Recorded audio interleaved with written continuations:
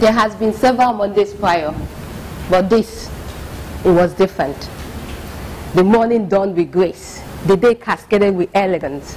The gigantic palm trees that stood guard on the acres that fed thousands of people prior.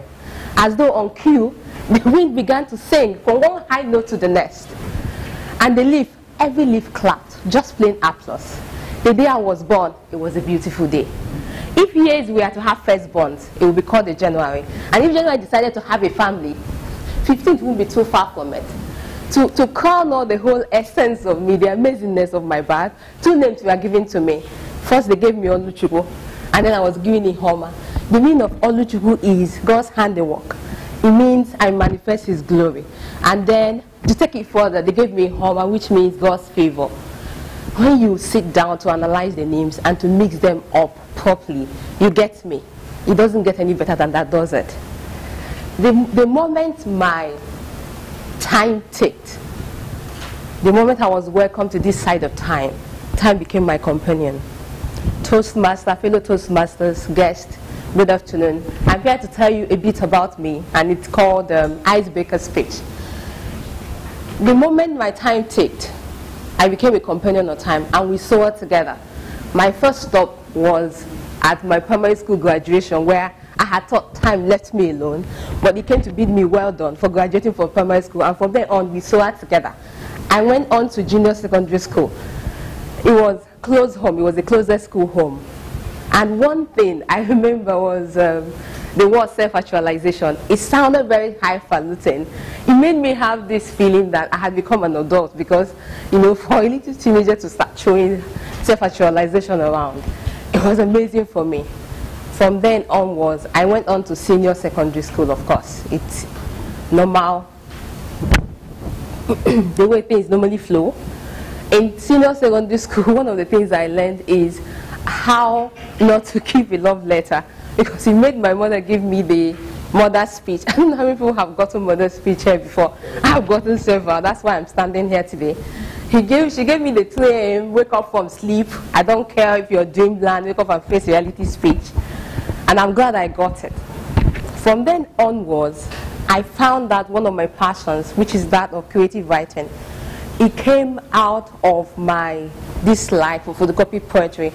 Back then, you had no internet. There was no phones.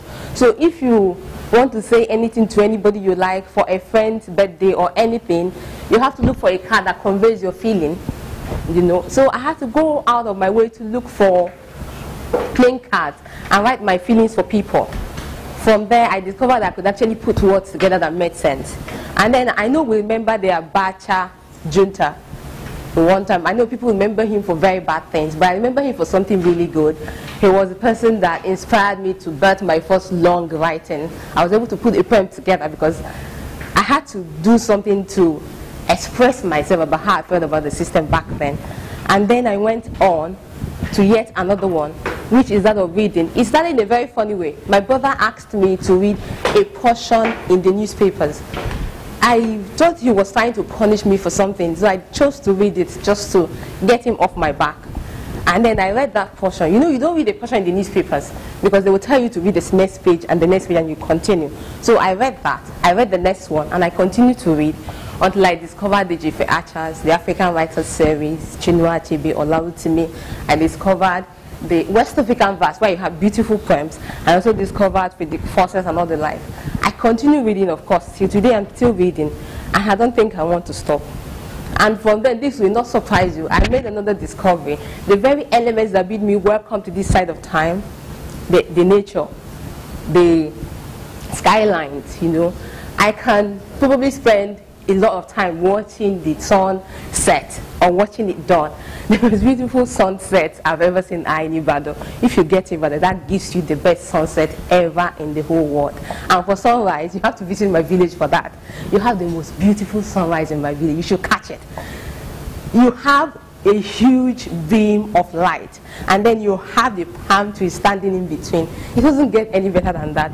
And then of course, I go on. I discovered that I really, really love going to the beach. And then a visit to a beach, okay, will heal you of 1 month of stress. So I decided to go to the beach. When you get to the beach, look straight down. You will see the point where the skies meet the sun, or where the skies meet the sea. You know, you actually think the world, if you don't know any better, you think the world ends there. But when you begin to think about it, it just tells you how good could God be. You know, my life has been a tapestry of colors and seasons and time, of course. But I know it's getting brighter and brighter. The closer you look, the better it gets. Thank you very much.